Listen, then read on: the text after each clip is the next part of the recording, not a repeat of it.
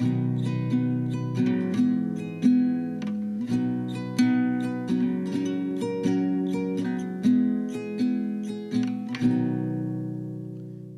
to another episode of Growing Guelph. Once again, I'm your host, Jordan Sloggett. This week on the podcast, I'm talking to Steve Snow, the founder of the Guelph Film Society. Me and Steve talk all things related to forming a film club and enjoying and appreciating film with others. So stay tuned for that conversation happening right now.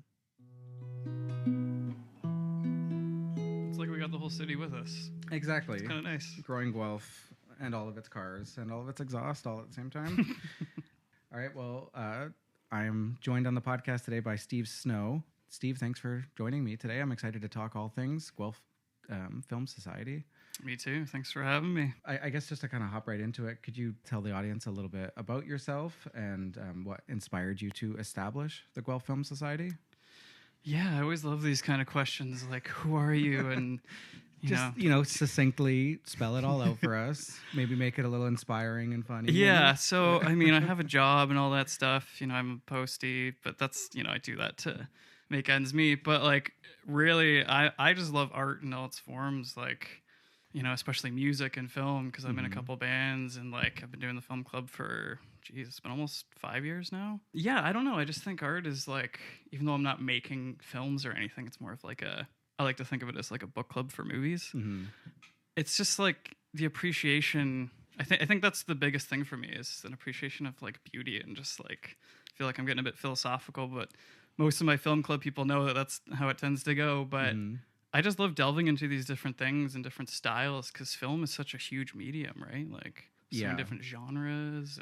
And I think it would make sense for a discussion like this to become philosophical, because it's like, that's what film is as an art form in some way. Like, it's easy to dismiss all of, not easy. It can be tempting to be like, oh, movies, they're just popcorn entertainment. It's no different than like turning on radio and getting like top 40 hits. Some movies are like that, but as an art form, movies are still, in my opinion, like maybe the most exciting form of art we have.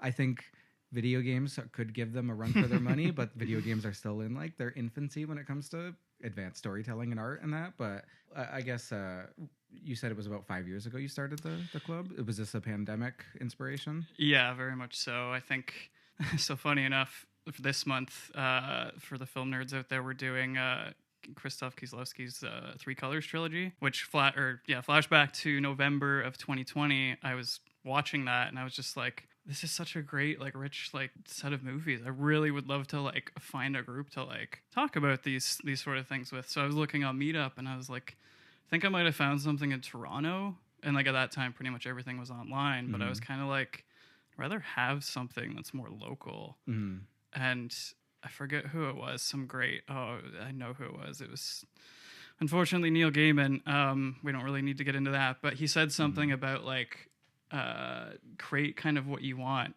in the world. Like, if you can't find it, make it. And I'm sure other great people have said the similar words. And anyway, so that kind of inspired me. I was like, you know what? Like, what do I have to lose in making this? Like, it could not take off. It could just crash and burn. But I don't know. It's like anything in the world. People just try something and see if it works. And it's gone up and down. Like, I've had success and I've had like failures, or whatever you want to call it. But like, hey, like, yeah, just tried it, and it was slow to start, and it kind of built up, and yeah, still people are still coming out. So I guess the good thing about like the nature of a film club is that even the worst way it could go. I mean, I guess you could dream up some scenarios of it going really badly, but the worst is just like a little bit of lack of engagement. But that just means like, oh, fewer people get to have a deeper conversation about something versus a room full of people. And it's interesting how film calls to us. I guess a lot of media does as well, but humans don't, in general, we don't like art in isolation. Art is about,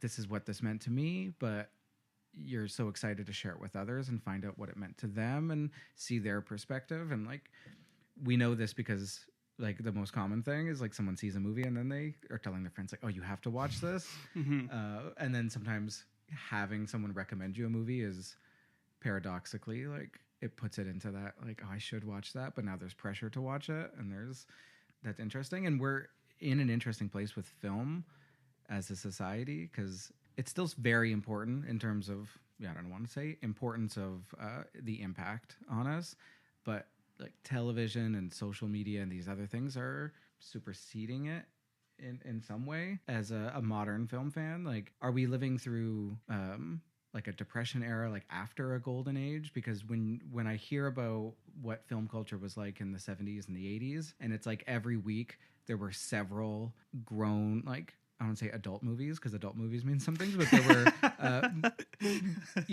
movies not for kids, movies that dealt with adult themes, movies about people dealing with things.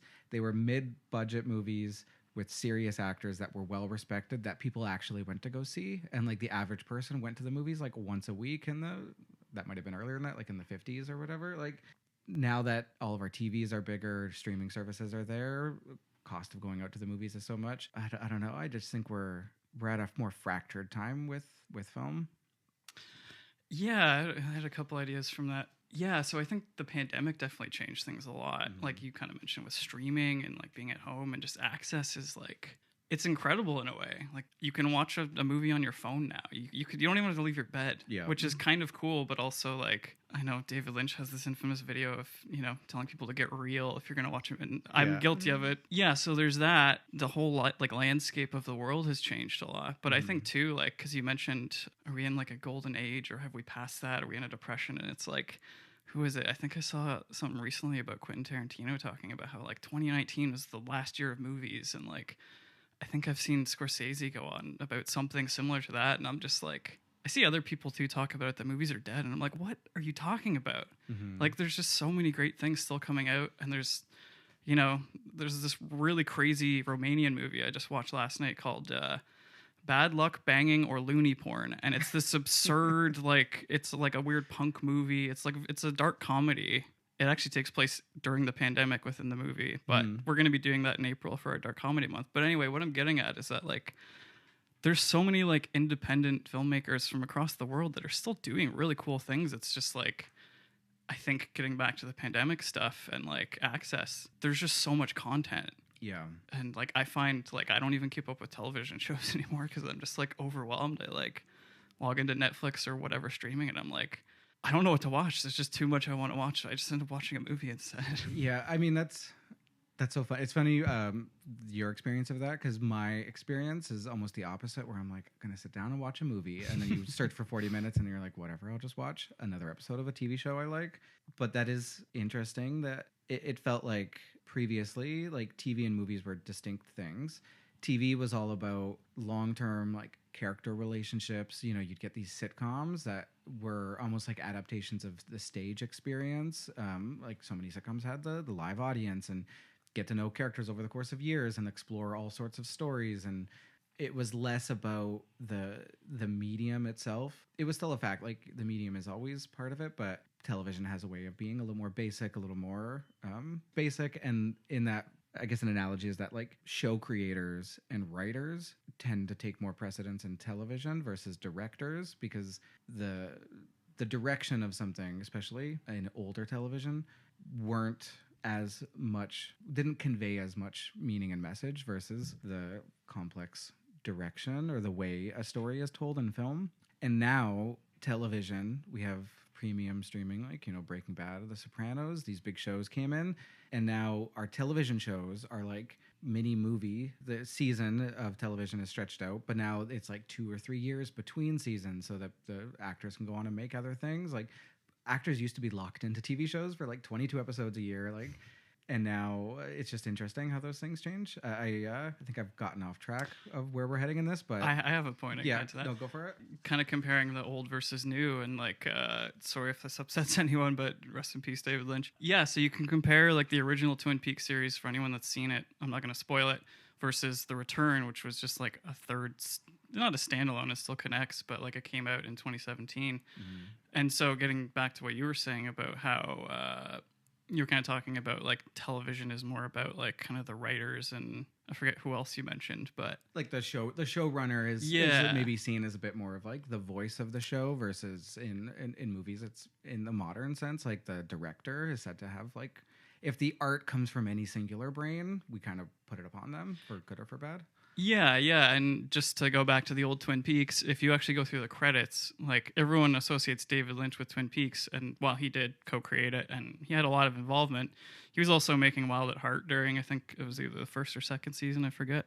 But anyway, if you look at the credits, his name is barely in any of like the writing or directing. He's only credited for like a handful of episodes for both. Right. But if you actually look at the episodes he did write and direct, it's very, the feel and tone is very different, so you can see that bleed through. But yeah, like TV is generally more of this like hugely collaborative medium, which isn't even a bad thing. But I think like kind of like you were touching on with like newer TV, like it's sort of changing a bit. Like it's still very collaborative, but like I think from the more like, I don't know if I want to say directorial sense, but from maybe the showrunner sense, usually there's a bit better of a feel, or at least like there's been other shows like what was it? I think it was Little White Lies. I saw both, or Little Big Lies. I think that's what it's called. That sounds right, but yeah, it had 2 seasons. But anyway, each season had a different like actual like film director. I'm not 100% sure that they wrote it, but they directed the entire thing, and you can kind of tell there's a bit more of an even flow and feel to how each episode kind of works. And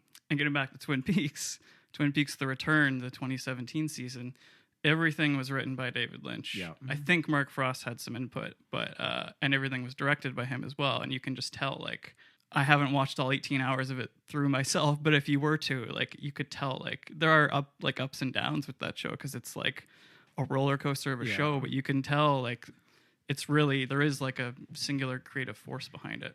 I think Twin Peaks is, and most of David Lynch's catalog is the great example of the challenging nature of film sometimes, and I think why the importance of having something like a film club where there's just a little bit more, and I'd like to talk to you about this, like the intentionality and the thought that you put into what you're consuming and how you're consuming it.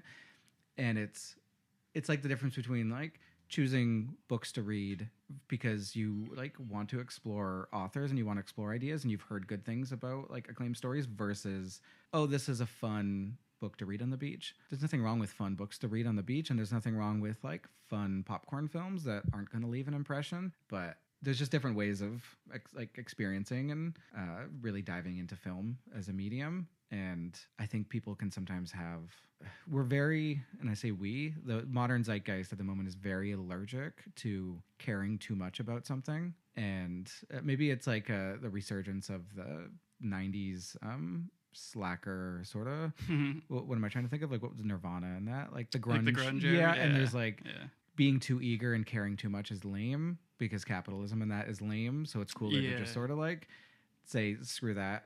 Yeah, I think it's commendable to try to gather people together and say like, hey, we're going to explore this as with that intentionality. Yeah, I appreciate that because that's kind of what I'm going for. And like, I probably come off as super serious a lot of the time, especially online, because like whenever I post stuff, it's always like I got some fancy film critic reviews and sometimes I'll put it in my own words. But like, as most of my fellow cinephiles that have like come out to the meetups know, like I'm a pretty big goof and I can be pretty silly and ridiculous and annoying. Yeah, like I have actually chosen some movies that are questionable. We did a kids quote unquote month where I picked like Puss in Boots: The Last Wish, which was like kind of going against my mandate of doing like art cinema and independent stuff because that's a big popcorn movie. But the whole theme of the month was like, so I did Puss in Boots and then I paired it with Skinamarink, which is like total opposite, like this really indie, like creepy horror.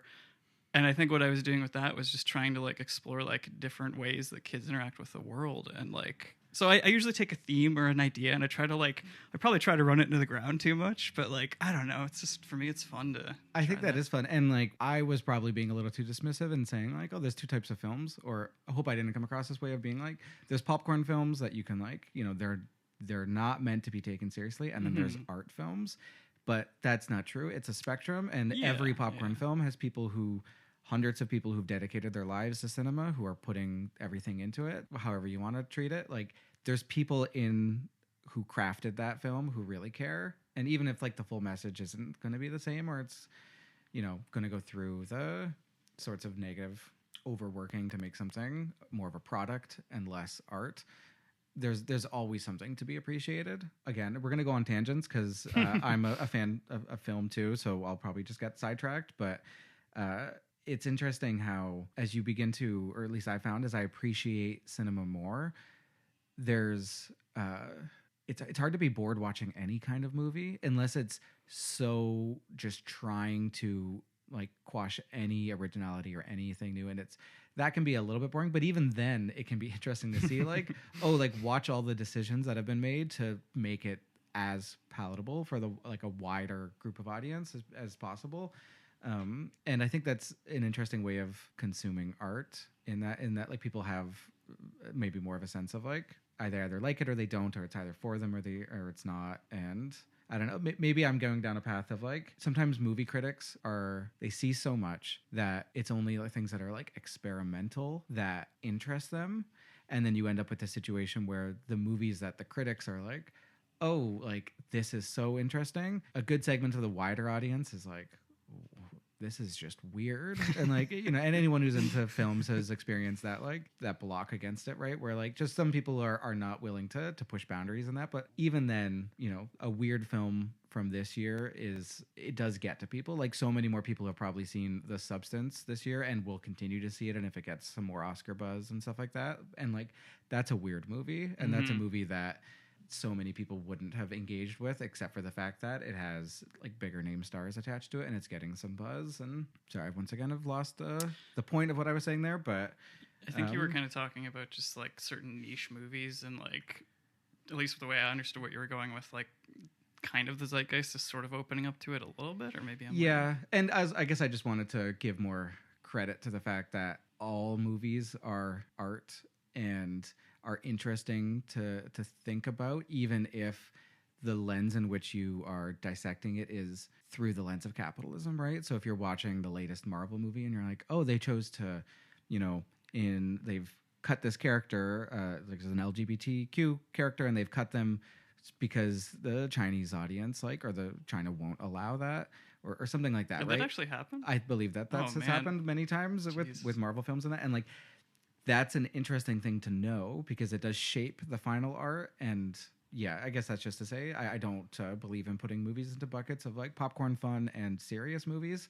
And I think that's the sort of dichotomy that kind of scares away people from wanting to join a film club, because they say like, well, I like movies, but I'm not a cinephile, or oh, I like this, but I'm not that. And it's like, the barrier to entry shouldn't be like, oh, do you take movies seriously? Because like you said, like movies don't have to be taken seriously. Like Twin Peaks season 3, which some people treat as like a 10-hour or 16-hour long film. Yeah.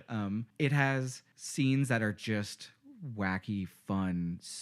I don't say stupid, but like stupid nonsense that you'll be laughing at and being like, what is this? Yeah. And then there's like, in episode 8 is like art film that's like an hour long with imagery and themes that are going to challenge you and like going to push you. And that's all from the same director, and that's fine. Like that's what David Lynch is, right? Like he was kind of a wacky, goofy guy who could also get tremendously serious. And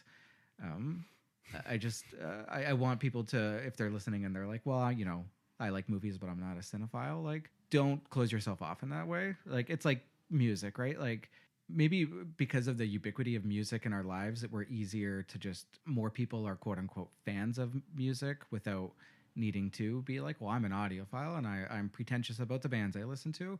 But it seems like movies, there's like a growing barrier to that, where like people have the movies they like, but there's this push to like, well, movies they're light, they're fluffy, they're fun, whatever. And they don't want to dig into it too much.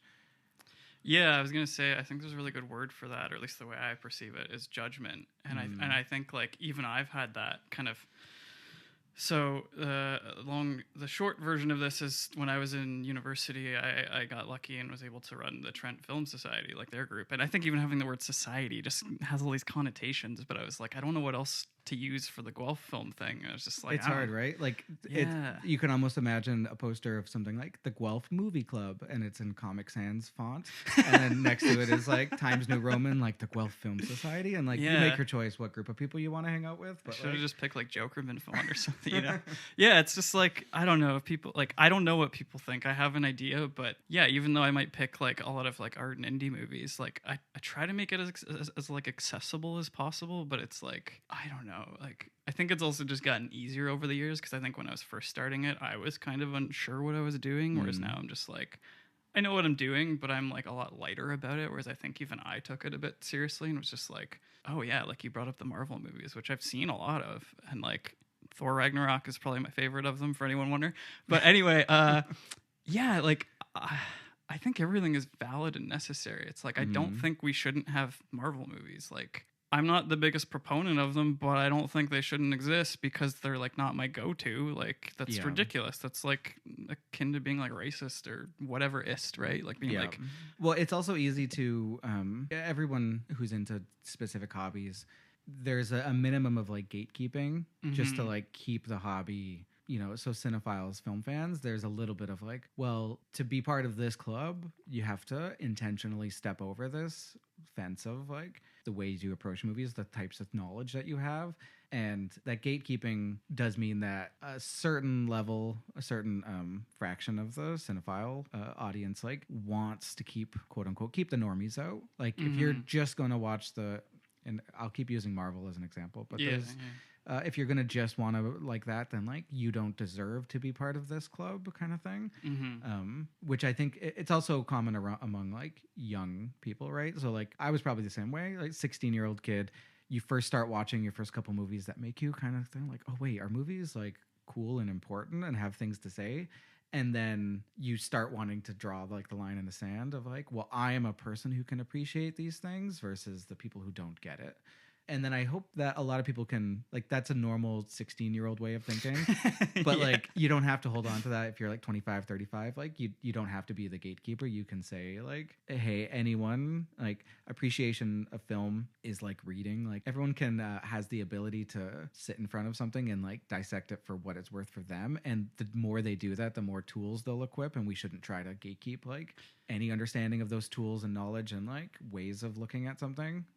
Yeah, absolutely. And like there's plenty of people, like I kind of have what I call like the new regulars of people that tend to come out more frequently within the club. There are people that would identify as like a cinephile, and then there's other people that wouldn't. And like I'm happy to have everyone under the sun in the group, not just to be like, oh cool, you're inclusive, but like I think it makes like the discussion richer, because like we've had some like discussions about really intense stuff, and also we've had really light, fluffy, like fun, like just laughing about whatever. Like I can't think of an example, but yeah. And this is kind of me being vulnerable here, but I know the first couple of years I was super judgmental, like especially if someone brought like they had a different like political view than me, and they would kind of express that, and I would just internally be like raging. And now I'm just like, no, let's hear your side of the story. Like even if I disagree with it or think it might be wrong, it's like you think I'm wrong, but like I don't think we have to be like hostile about it. Like we can be like pretty civil. Generally speaking, I haven't really had to shut too many conversations down. I think there was only maybe once or twice in the 5 years I've been doing it where like someone said something really controversial, and I was like, okay, I'll let you say your piece. Let's hear you out. And then I could see other people getting like really like they were starting to get angry, and they were trying not to express it. And I was like, okay, we're gonna move on from this, because someone was arguing like consent isn't real, and I'm just like, I'll hear you out, but I don't know that you're gonna. Yeah, it's the power of cinema that it can inspire those conversations. But then at some point you have to say like, okay, perhaps that's a bigger debate that I'm sure it happens in book clubs all the time, where a conversation gets going, and you've given yourself the responsibility of being like a moderator. Exactly. And to not let a group like tear itself apart because of the passions that can arise with any good art, right? And I guess that's just a testament to the way cinema can make people feel and the way it can express ideas. And frustratingly for the filmmakers, it's not always their intention that gets to people. And there's the ideas of like, does the art belong to the person, or once they put it out there, it's no longer theirs. And I wanted to ask specifically around the foundations of the Guelph Film Society.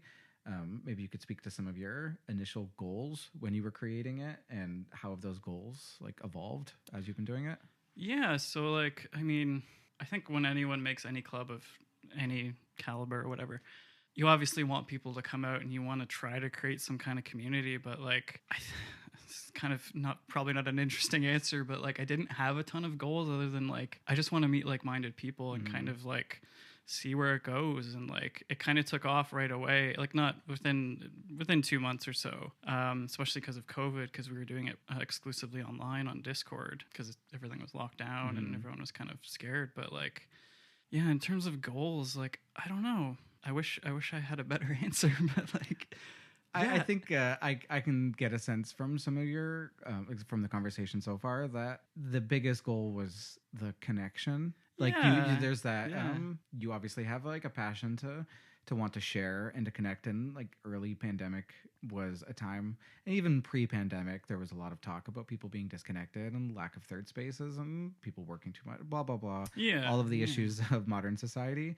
And anything that can like attempt to bring people together for an appreciation of art is I think it's like just a worthy goal unto itself. Like you don't need to have 5 bullet points of goals under that because the stated purpose is sort of the goal unto itself. Yeah, and it's just been nice. Like I've met a ton of people through it. Like some people have stayed for a while, some people have gone. Like whether they like moved away or just like lost interest or something in their life changed their availability or whatever. Like even myself, I've had to I never canceled the club, but I did have to kind of go on hiatus a couple times just for like personal health reasons. And like and even recently, like I won't share, but I'm going through something, and I actually I asked because I have a WhatsApp group. If anyone wants in, feel free to message me. Where I asked my members, I'm like, hey, like I might not be able to make a few weeks because of stuff that's going on. Like I want to give you guys the option. Do you guys want to keep running it? Like I'll do all the online stuff because I can do that, but I can't be there in person. Like, do you guys want to still meet? And most of them said yeah. So I was like, I'll let you know day of if I'm going to make it. And there were a couple of weeks where I was just like, I just couldn't make it. But a few of them still met up. So I was kind of like trying to give a bit more of like the power, like share I don't know, I hate using the word power with this, but like. It's power, right? It's, I know you mean maybe like responsibility of it or sure. Like once you create a group and it's all on you in terms of the initial shaping, but then as it grows, other people start becoming invested, and then they will shape it through their like what they give into it, and as more people join, and well, that's good. It sounds like then that you've created something that has some momentum to it, like some self-sustaining properties. Yeah, I mean, I've definitely, like I said, met a lot of interesting people, and like there are some of us that are able to like stick with it a bit more, and I'm definitely appreciative of that. So like that they, in this kind of thing, like, when I can't always be there, I'd be like, hey, you guys are holding the fort down for me, and like I really appreciate it. Well, maybe we because I don't think we've actually talked to the audience about describe what the Film Society does. Like what are the events, like how does it operate? If someone wanted to get involved, what can they expect to get out of it? Yeah, so it's really like, it probably sounds like this really prestigious thing, like, whatever society, but it's I assume there's like a secret initiation that you have to do in the woods somewhere outside of Guelph. Yeah, there's a 2-month wait list right now for you to partake, but it's like I said earlier, it's just like a book club for movies.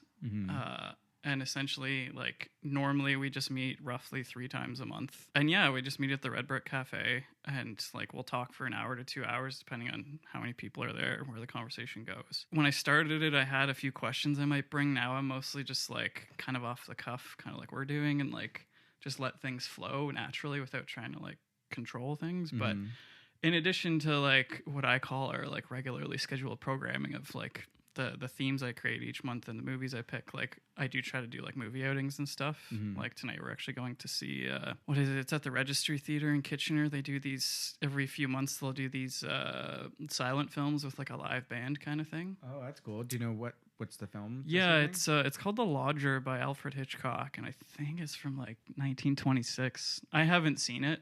I'm super like behind on getting into like Alfred Hitchcock stuff, but like that's even what I tend to do with like what I pick nowadays for the movie club. I mostly pick stuff I haven't seen because I kind of like being like an audience member, if you want to call it that too, where I'm kind of like along for the ride with them instead of being like, here's all these great things that I've seen and I'm the authority, because I'm just like, I don't view myself that way. I'm just like any Joe Schmo on the street that could just like start a thing. I just decided to do it and stuck with it, and I don't know. It also probably helps when, like you said, when the relationship is that like, you've risen in the group as like a leader and the founder of it, but you don't want it to be you're the film professor and you're saying like, these are the movies that you have to watch, and like because then it becomes a bit of like just a club to understand your personal taste in movies and not like a exploration in a wider sense. Yeah. I mean, for one thing, it's not Steve Film Society, but something else I do, like, I actually wish it would happen more, but thankfully it's actually happening next month. What I'm getting at is that I'll ask my members, be like, hey, are there any movies that you want to kind of watch and discuss, like whether it's one movie or a whole month full of them? Like, I can kind of, usually I'll take I'll take a movie that someone has suggested, and I'll kind of shape a month around it, whether it's like a certain theme. Like, I did a religion month years ago. Someone wanted to watch Silence by Martin Scorsese, and I was like, cool, let's find other movies that are sort of in that ilk. And actually, a shout out to my member Aiko. He's actually going on this like multi-year trip across the world. You know, he's in his early 20s, just finding himself, experiencing life. It's great. So next month is going to be his last month, and I was kind of like, hey, do you want to like just pick whatever movies you want to do? There can be a theme, that doesn't have to be. And yeah, so like what I'm getting at here is that I try to like share the responsibility or whatever when I can. If like if someone wants to do something or pick something, like, you don't even have to do like the legwork of whatever I do planning wise. Like, I'll do that for you. Just like, let me know what you want and we'll make it work. And yeah, it doesn't happen as often as I'd like, but when it does happen, I'm like, yeah, let's do it. Like, it's kind of like inspiring to me because yeah, it brings more of like the community aspect, I think. So people who are part of the club, there's a communal discussion and announcements about the next movies people are going to watch, and then they know the times that be meeting as a group to discuss. And when I say discuss, it's that probably makes it sound more formal than it is. It's a group hangout, loosely related around the idea of, hey, we all just watch this art. And that's what's going to guide the discussion. And I'm sure it goes off in tangents and people talk about other things to watch and TV shows it reminds them of and books that it reminds them of and things like that. But is that the core idea? Yeah, exactly. Like I said, like when I started this, I was a bit more formal because I think I was just like kind of awkward myself. I'm like, I don't really know how to do this. And I think uncertainty just demands structure for us in those things, right? Because it's so hard to say like, well, I'm going to organize a thing, no plan, no idea, and like I'll wing it and it'll work out. Like, I think your structure is probably what helped you give the confidence of like having the early stage, and then over time the structure gets a little looser because you get more comfortable and you understand that there's like the people showing up are bringing their own elements to it, and then you don't have to guide the whole thing as much, right? Yeah, absolutely. Like, you used the term moderator earlier, and I usually don't have to do too much. Like, it was difficult when we did it on Discord because sometimes there'd be 3 or 4 people that all start talking at the same time and there's like a second delay or something. So it's just this mess of multiple voices. But thankfully in person, you still might have 2 people or whatever talk, but you can usually like, sometimes I have to be like, okay, you're going and then you're going. But usually people can figure it out. But yeah, it's fun for me, especially when I actually find I have more fun when I'm speaking less because I just get to like watch people like say what they think or they're feeling or whatever. And it's just kind of a fun thing to witness. And sometimes I'm just like, I'm sick of like my own ideas. I don't even want to like say what I think. I kind of just want to like hear what their, what their experience was. It's a fun process. In your experience, are there members who enjoy the experience but themselves don't necessarily feel the need to contribute, or maybe they like having like smaller one-on-one discussions, but they're not someone who wants to give their full well thought out opinion on what a film meant to them in front of a group of like 10 people? So I'm sure people can kind of pick and choose their level of engagement and what they get out of it.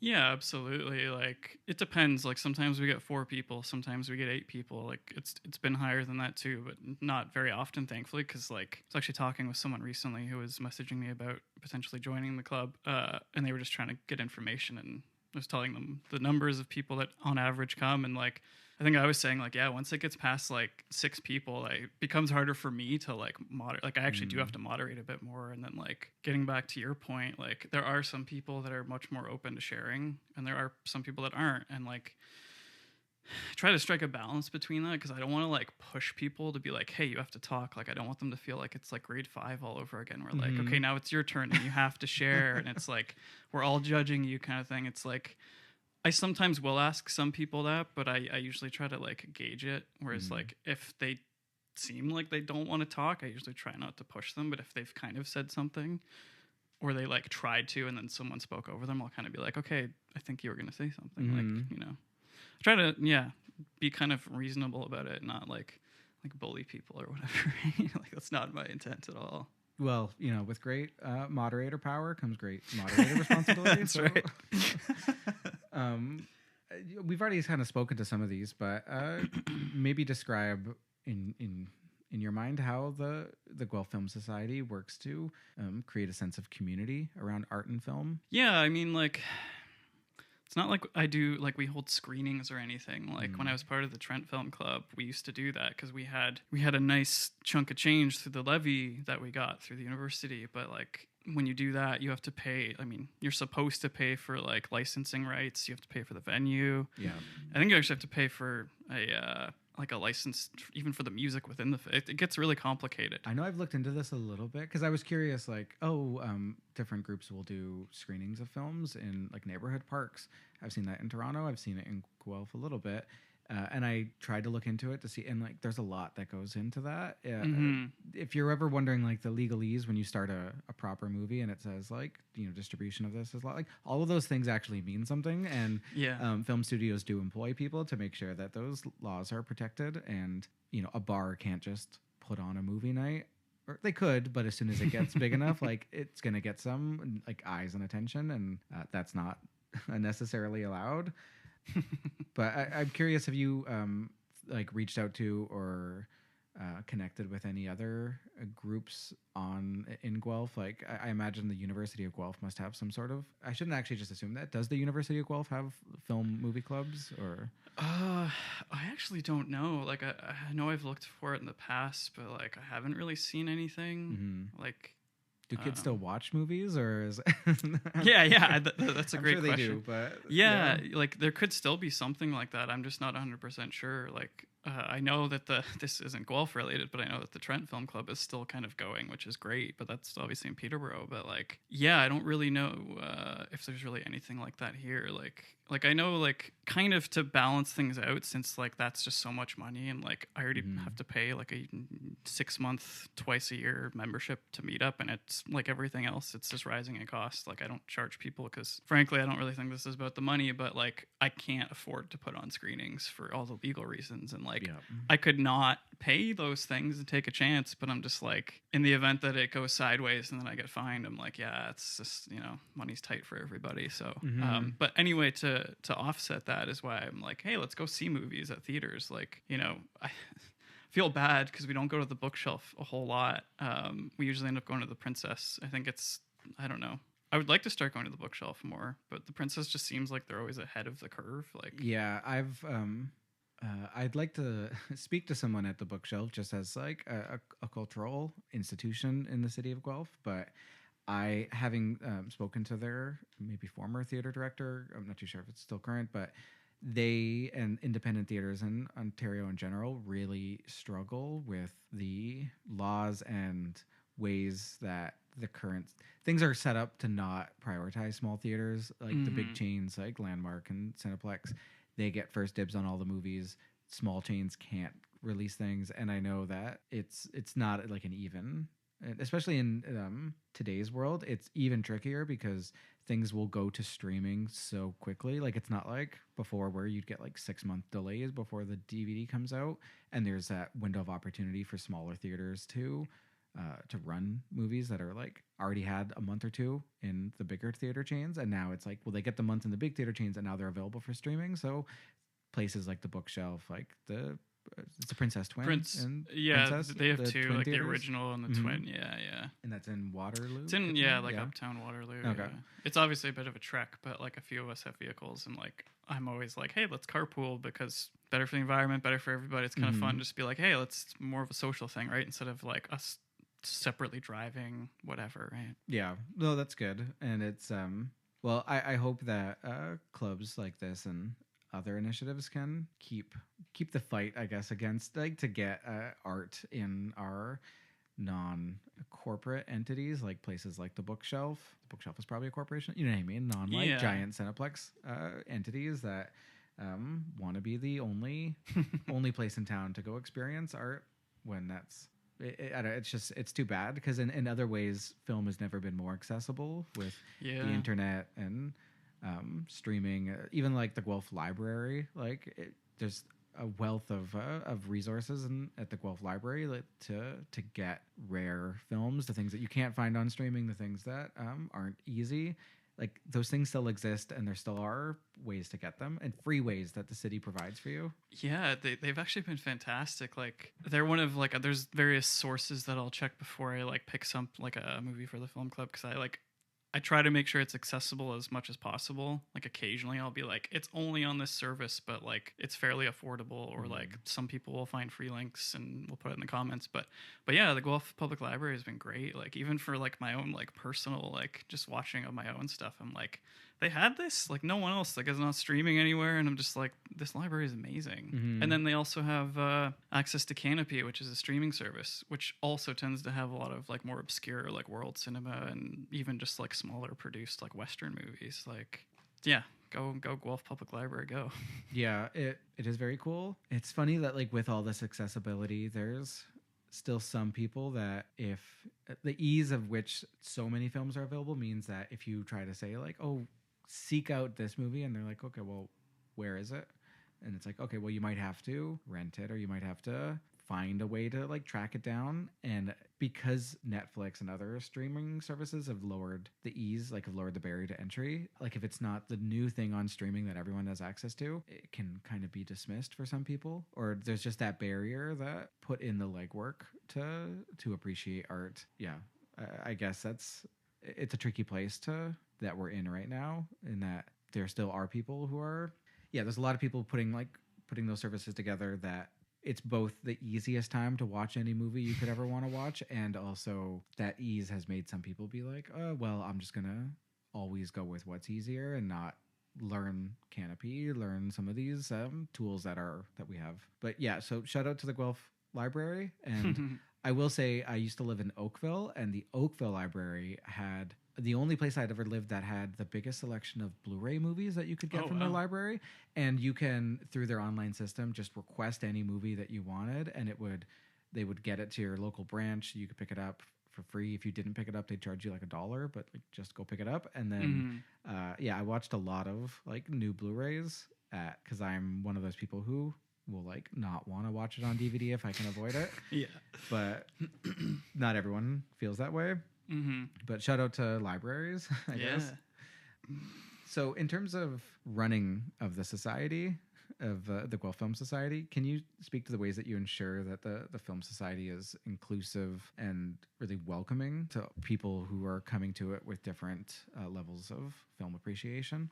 Yeah, so I mean, like, I don't know, like I've said before, I try not to come off as like judgmental, but I do know that like within any sort of like little subculture of art, there's always like, I think people are afraid to get involved because they probably feel themselves like they're being judged, and like that's totally valid. Like, you know, I feel it in my own ways in other avenues as well, but like, yeah, like I honestly, like I've actually been having more, like, as I kind of call it, non-cinephile people joining the club, which I think is fantastic because like everyone, no matter who you are and based on your like skill level, like even myself, I'm not that well versed. I have a BA in cultural studies. I'm no authority on film, but yeah, I just love getting people with different backgrounds and like people like really having only seen like what we talked about earlier, like the popcorn movies, and they're kind of getting into this weird and wonderful world of like art movies and independent cinema and stuff. And like, I think even the word cinema and like cinephile and like art, like people just, maybe this is my interpretation, but I feel like they see that as off-putting. Like, oh, like that's so like I'm not there. So like, you know, it's like an exclusive like boys club or whatever. And like, I'm really trying to change that. Like, you know, not just like with that approach, but also like what movies I might pick and who they might be by. Cause like, unfortunately, like most, you know, art avenues, like it's still pretty, I don't know if sexist is the right word, but it's very male dominated. Yeah. And yeah, like I don't consciously always just like try to like strike a balance. Like I do kind of, I'm like, here's what I kind of want to do. But I do try to like be a bit more inclusive. Like we've done a few kind of like pride and queer cinema months, usually in June. Yeah, and it's so like difficult trying to find more like female directors too. Like we did our first ever like auteur month, which just essentially I think means like director, you know, original creative. I forget the exact terminology for that. I should know that. We did like an auteur month a few years ago, and I picked Celine Sciamma, who for most people they'll be familiar with Portrait of a Lady on Fire. That was kind of a couple years ago that came out, right? Yeah, I think so. I want to say it was 2019. Yeah, that sounds right. Yeah, both and a decade ago and just last year. What do you mean? Yeah. Where's time gone? But yeah, like I don't know, just trying to find like, because there's so many great creators of all like different backgrounds, and like surprisingly, like a lot of it is actually more easily accessible than we think or than we know. But like it does kind of take some digging to find out. I mean, like this is controversial, and most people are gonna scoff at me because I'm not personally a fan of, like, I'm not against Letterboxd, but I'm not on it. And I've had so many of my like members be like, you gotta get it, and I see it and I'm like, yeah, it looks great, but I'm just like, I think running the film club is like my Letterboxd of sorts. So that's like fair. I'm on Letterboxd. I'll include my Letterboxd profile in the notes for this episode, but it's one of those, like, if you've already embraced elements of social media, then Letterboxd is like, oh, this is really cool. It's like social media for people who like film, and it's very aesthetic, and it's fun ways to share, and you can build lists and all that cool stuff. But I don't think Letterboxd is going to be the thing that convinces someone to get on social media if they're already like hesitant about it, because at the end of the day, it is still such social media. But yeah, and I think that's why I'm like kind of resistant, like just because like I already run an Instagram page for this and the meetup page and then the WhatsApp group, but that's like pretty small in comparison. But I'm just like, yeah, like it takes a lot of energy like doing that and then researching stuff, and I'm just like, I'm on my phone a lot for this, and it's like, if I get Letterboxd, it's like, when does it end? I'm never gonna like have some non-screen time here, you know? Yeah, that's totally fair. As a selling point for now, I'm suddenly like one of your members being like, hey, get on Letterboxd. But as a selling point for Letterboxd, I use it as like a film diary. So you see a movie, pop it in, and it you can give it a star rating if you want. If you care, you can leave a review, quote unquote. But it's really just like a diary entry that's publicly available, and it's really interesting being like, I've been using it for almost a decade now, maybe, and being able to go through and being like, what months of the year do I watch more movies? Like just seeing the little trends, seeing the like, oh yeah, I watched this whole franchise like in a row over 2 days, and at the end of the year you get the little like the Spotify Wrapped, but it's the film version of it. So like, here's the actor you watch the most, and it's someone that you wouldn't have even expected, and then you think like, yeah, well, yeah, I watched like 3 Tim Burton movies, and that's why it's so and so. But yeah, just it's interesting. I do want to say one great resource of it. One of my friends actually pointed it out the other day that like there's a website called justwatch.com, and they're like a hub for trying to find where like movies, a specific thing might be streaming or something, and it's actually synced up with Letterboxd, which is great. And I'm like, everything about Letterboxd is like something I would totally want to use, and I kind of do. But I said, like, just like I've said, I'm just like, I'm already on my phone so much for all this other stuff, and I'm like, I need balance. I totally understand that too. Thank you for bringing up Just Watch. I'm going to include this link as well, but justwatch.com/CA. It has a Canadian version. Yep. If you've ever asked the question, where can I watch that? Go look at this website. They have it's like almost like an IMDb, but it's every movie and TV show cataloged as to where it's available. So you can search for the thing, and then it'll tell you, oh, this is only available for renting on Apple right now, or it's on Crave, or it's on this, or it's on Crave, or it's on Amazon, but you have to have this extra package. Like, it just lays it all out there, so you never have to go searching through individual services again. I use Just Watch like multiple times a week. There, now you know. Now you can bookmark that, and listeners can never have to ask like, where is something available. That's awesome. This has been a PSA. We don't work for them. No, I do not. I get no kickbacks. Maybe I should. I need some sponsors on this podcast anyway. But maybe I think we've been discussing this throughout, but some of the challenges in like building and maintaining a film society, and then like the flip side of those challenges are like, what are the most rewarding moments that you've? Yeah, so kind of getting back to the pandemic side of things, like it was great for like the first year and a bit because everyone was stuck inside. And then kind of as like, I guess summer 2021, it was still pretty booming in the summer. Like I slowed it down a little bit, but like people were still, we were kind of going back and forth between online and at the Red Brick just because of lockdown and COVID stuff. But then still kind of going strong into 2022. And then once the lockdowns really lifted, like in the spring and summer, then like I did notice a huge like drop off of kind of membership, like, which I don't really blame people. Like I even started slowing it down too, because I was like, yeah, I kind of just want to get back to like going outside and doing like going to a restaurant, you know, Yeah. just doing more like social public things. And then yeah, like I just had some of my own health stuff, which kind of slowed it down, and then I just completely stopped it for a bit. But yeah, kind of getting back into like more now times. It does fluctuate. I find time of the year, like it's kind of to no surprise that like September and January are always kind of the biggest months where like there's more new people showing up, which is always fun. And yeah, usually in the summer it kind of wanes, but then I've kind of just been doing this so long that I kind of have my own rhythm. Where like, okay, I'm gonna slow it down in the summer because like even for my own sake, I'm like, I want to do other things too, right? Yeah. Like it's nice to be outside, and like we might just do like 1 or 2 movies a month instead of doing it like every week or whatever, right? I definitely know from my own Letterboxd stats that summertime, like it's hard to throw on a movie when it's staying light out till 9:30, and you want to just sit outside and enjoy like time in parks and time not in front of a screen. And conversely, in the middle of winter when there's less happening and it's dark out at 5:30 and you want to be cozy on the couch, like it's natural that we have times of the year that are more conductive to sitting and watching movies.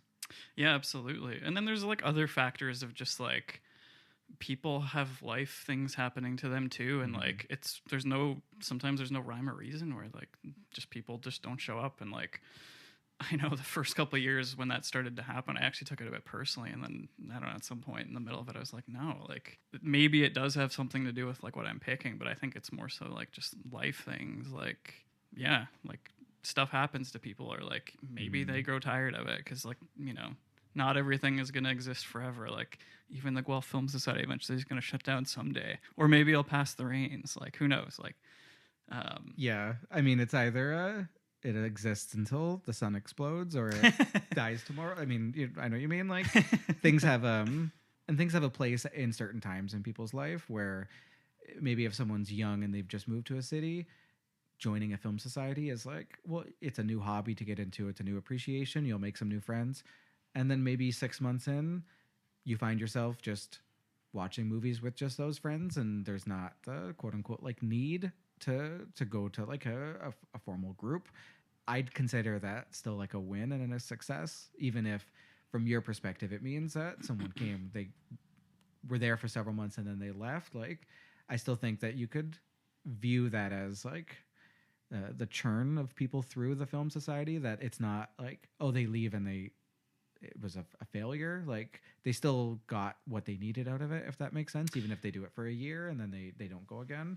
Yeah, absolutely. And I think, yeah, like I love that way of looking at it, because it's kind of just like, you know, I'm getting a bit philosophical now, but like everything just like, yeah, there's kind of a time and place for things, and like we don't always know how long that's gonna last or how it's gonna go. You kind of just gotta roll with it, and like that's just what I do now. I'm like, oh cool, like yeah, these people came out for this time, or these people are still coming out, or like some of the more like the new regulars, as I call them, they might be like, hey, I can't come out this time because of X or whatever. And it's like, yeah, I totally get it. Like I don't feel bad in any way. It's like I didn't push them away or whatever I might be churning in my head with like an anxiety mind. But yeah, I kind of just here for it all nowadays. And like it's hard putting yourself out there, as I mean, like anything, right? Like I experienced the anxiety of putting this podcast out there, and then you get going and you kind of learn like, okay, you can be a little less precious about like, that it's okay, that people will remember the good things, and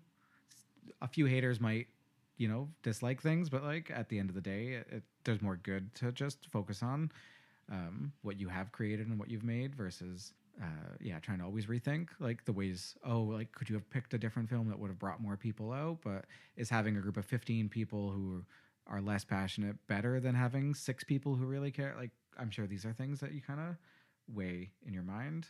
Yeah, and I was gonna say too, I might have mentioned, I mentioned that I went to Trent, and that something about Trent itself as a university, like this is outside of the film club, is just that like, especially when you're in the arts and humanities like I was, as you rise in your years, at least in bachelor's, the class sizes shrink dramatically. Like one of my fourth year classes, there was 3 of us. Oh, that's an intimate class. It's very intimate. Like so noticeable if someone's late to that class. Yeah, or like doesn't show up, or yeah, or like, you know, you're kind of expected that you're going to participate. Like you can't just like you're either top of the class, exactly middle, or the bottom of the class in that setup.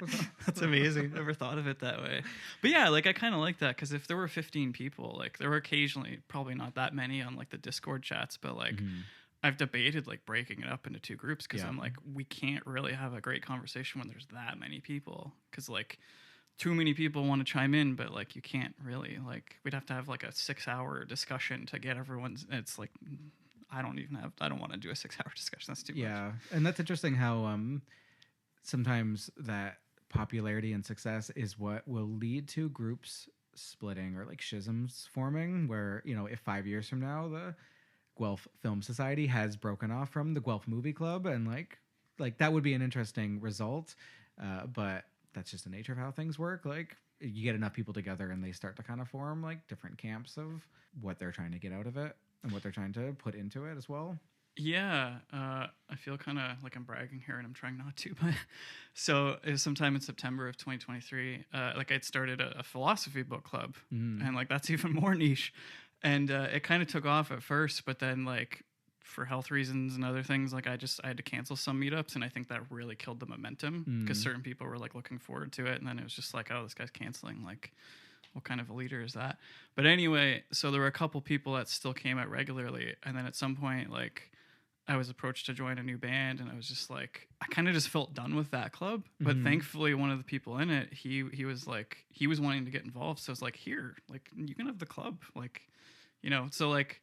And that seems to be going pretty strong. From like I run into him occasionally and talk to him about it, and like maybe that'll happen with the Guelph Film Club too, or like, you know, in the first year of doing it, I actually did have 2 other people helping me, and then that's cool though. No, and I think that's almost an aspirational place to go for these sorts of clubs, is that the momentum of the club is bigger than any individual person. So that's like a reason to want to start these sorts of things, right? Even if it's not the exact same name and it's not the same people, it's the same initial inspiration and like reason for gathering that is still kind of like echoing on through. And you've like even opening people to the idea that like, hey, you can gather people together, and there's a demand, even if it's 4 people, 8 people, 20 people in the city, that people want to connect and want to reach out, and just showing them that's possible is big and important. So I think that's well worth singing your praises. Also, when else are you going to be able to brag in any way other than like a podcast about something you've done that someone invited you to come talk to? Yeah. I'm always like, I don't mind talking about things, but I always feel like you're also extra self-conscious because you're speaking into a microphone that's being recorded with headphones on, listening to yourself talk. So I get it. There's lots of good reasons that we're adverse to this exact situation. Yeah, and I think just being humble is like the best way to be. But yeah, you're right. I'm on a podcast about this, so I might as well. So I think your last statement kind of goes right into what my next question was going to be, which is if listeners are interested in creating their own community groups centered around arts or other interests, what kind of advice would you have to help them foster connections and engagement? Yeah, so like this is kind of a generic answer. It's cliche for a reason. Like you kind of just got to do it. Obviously, you're going to have expectations and things you want to come from it, but you kind of just got to go with it and kind of see how it takes shape. And yeah, I feel like I'm like at like a graduation ceremony right now. Like you basically just got to like, you know, like roll with the punches, like I said, and like there's going to be ebbs and flows. Like it's going to go great. It might take a while to find your footing. I don't want to say it won't ever, because I do think if you give something enough time and attention, you will find your people. But there are probably cheaper options other than Meetup. Like Meetup's the platform that you use? Yeah, like primarily. Like I do have an Instagram page, which is kind of like the free way of advertising it. But like you could probably use Facebook if people are using that. But just because Meetup is like, as I mentioned, it's like really rising in cost, and like I'm comfortable doing that, but I know it's probably not everyone's jam, because it's like Yeah, like depending on what it is that they're doing, like I don't know what the other potential groups would be, but like sometimes people actually charge money for these groups Mm-hmm. because of the cost of doing them, right? And like, but I don't really ever want cost to be a barrier for people. Like I do my best to make things as accessible as possible, or like you mentioned earlier, sometimes people might have to rent something, but that's usually like $5 to $10 or whatever, which is pretty minimal. But yeah, getting back to your question, like I don't, you just gotta go for it. It sounds like some of these skills, I guess it's bigger than just this, because it's the same sort of, like you've mentioned, being in bands. That's a barrier that a lot of people would find. Like there's the big difference between playing music in your room and playing music on a stage in front of people. So sounds like to me like you're already someone who has crossed that bridge into saying like, whatever, I'm gonna get up on stage and put this out to the world. So you already had some of that comfortableness. I wouldn't ever degree, say right? yeah.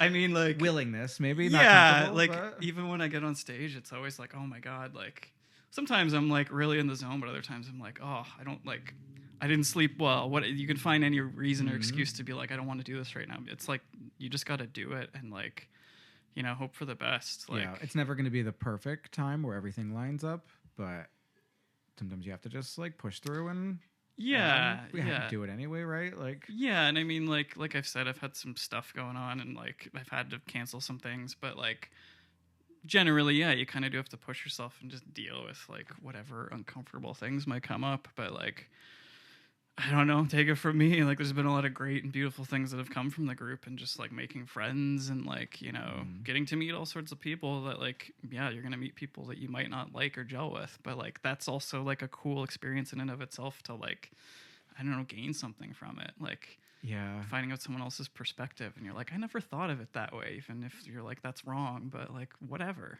a downside of modern life is that you can isolate yourself into a bubble of only hearing people that like agree with you in lockstep. And it's perfectly okay to have groups and people with varying opinions. Obviously, to a degree, I do believe in the principle of intolerance towards the intolerant, I guess. Yeah. But aside from that, there's a wide variety of perspectives in that we can invite into groups like this, right?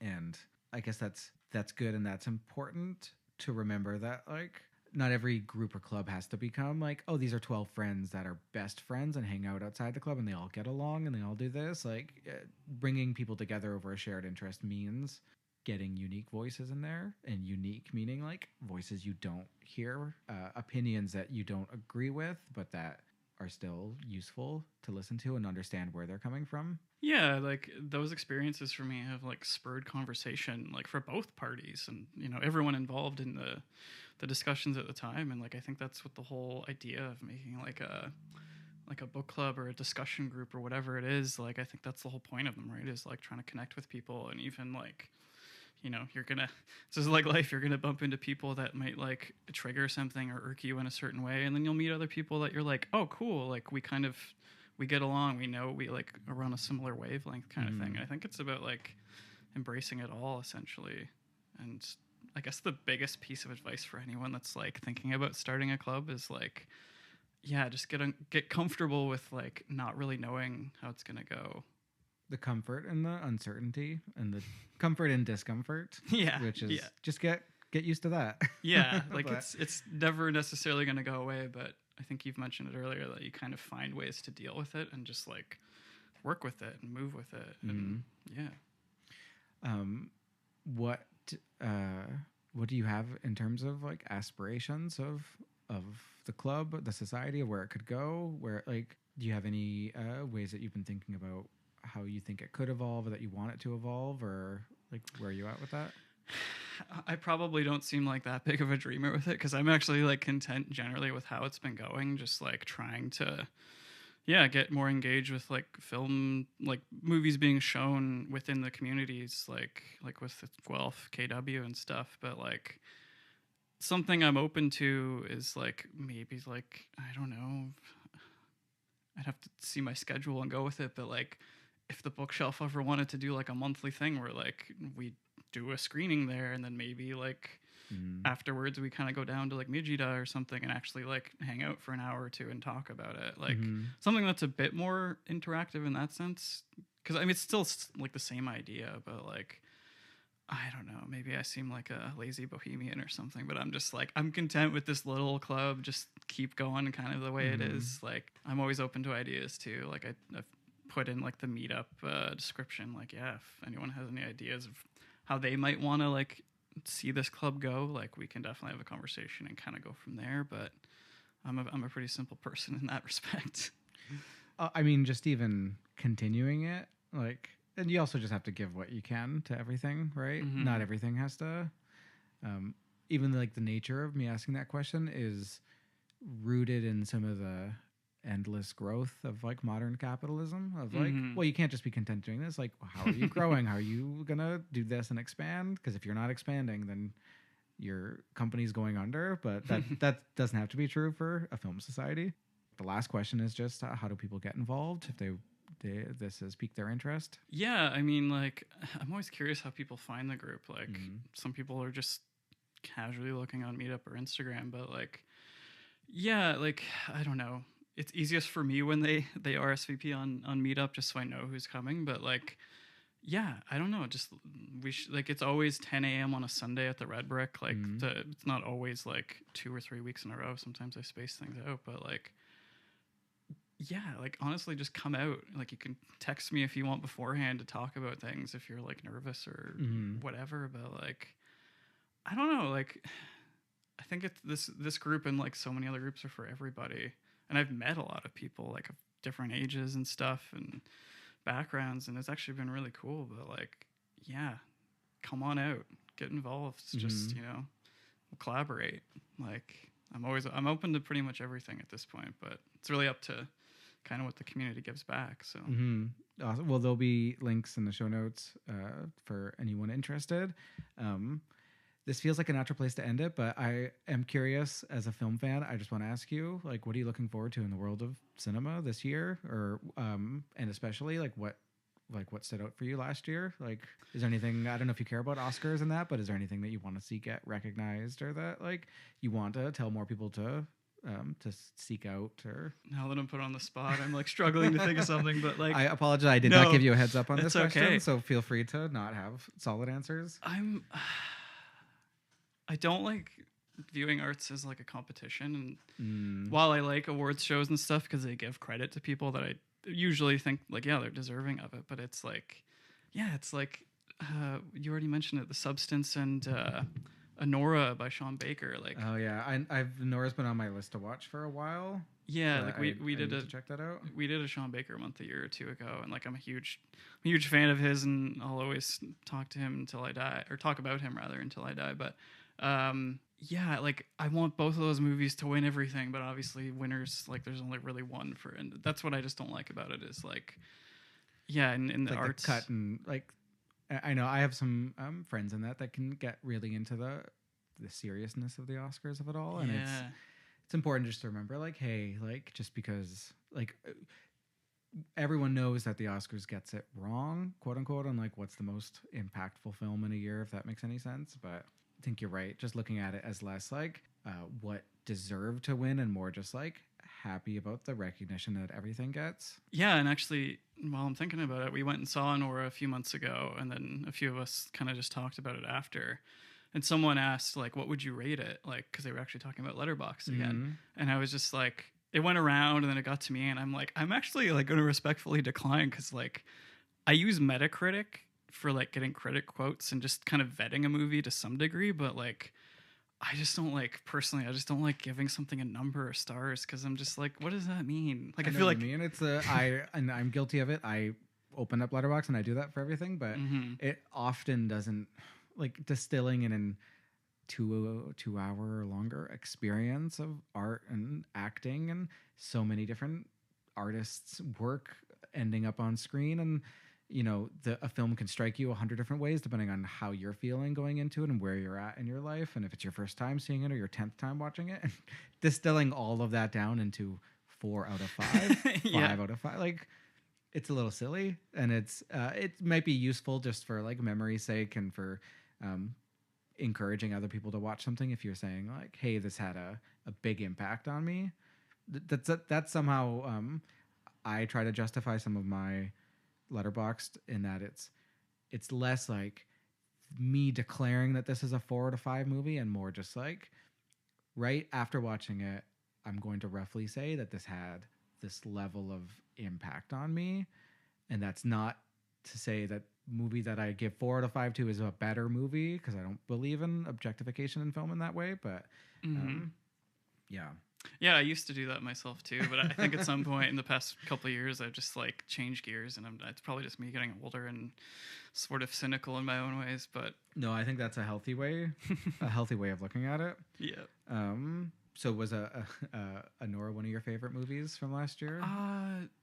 I can share some of mine. If I'm that actually helps. Yeah. I just need like a refresher of what came out. My favorites of 2024: Dune Part 2. I actually didn't see it, but I'm a huge Denis Villeneuve fan. Okay. I'm more like, I like his like Incendies and like that earlier. Gotcha. Yeah. You're well. Did you like Part 1? I still didn't see Part Okay. 1. No judgment here. I did see Blade Runner 2049, and that was amazing. Okay. I thought. Okay. So like an Arrival. I think that you're in a good place, because Dune Part 1 was great, but it did sort of feel like it felt like a play that ends at intermission, and they're like, okay, well, hopefully we'll get to make Part 2. Come back in a couple years, and you're like, oh, that was great, but like there's an unsatisfaction of the story not being finished. Right. So yeah. Anyway, maybe at some point in 2025, I'd recommend sitting down and watching Dune Part 1 and Part 2 as like if you ever want to kill like 7 hours in one day just to watch movies. And then I really like the Robert Eggers Nosferatu. Oh yeah, so I actually saw that on Christmas Day. Oh, nice. Yeah. I think I saw it on like the 27th or whatever, but it's kind of a Christmas movie too. There's Christmas elements. There's a Christmas tree in it. Yeah, exactly. Characters are celebrating Christmas. There was actually someone, probably a bunch of people were posting on Instagram, and I shared it recently, that like, actually Robert Eggers himself is one on record saying that like Batman Returns, the Tim Burton movie, was a huge like visual inspiration. I've seen that. I just saw that on Instagram or TikTok or wherever recently, of like someone putting together these scenes between. I recently watched Batman Returns. Nice. For people who don't remember, that's the one with Danny DeVito as the Penguin and Michelle Pfeiffer as Catwoman, 1992. Yeah. I was born in 91, so it's like my Nice. first Batman movie, and not the first one I remember. That one was with Batman Forever with Jim Carrey as the Riddler. But like, if you haven't watched Batman Returns in a long time, it is such a weird, fun movie. It's Tim Burton being given a blank check after the success of the '89 Batman, and Michael Keaton getting to be weirder, Danny DeVito doing like the most interesting, unique villain in a comic book movie character you've ever seen.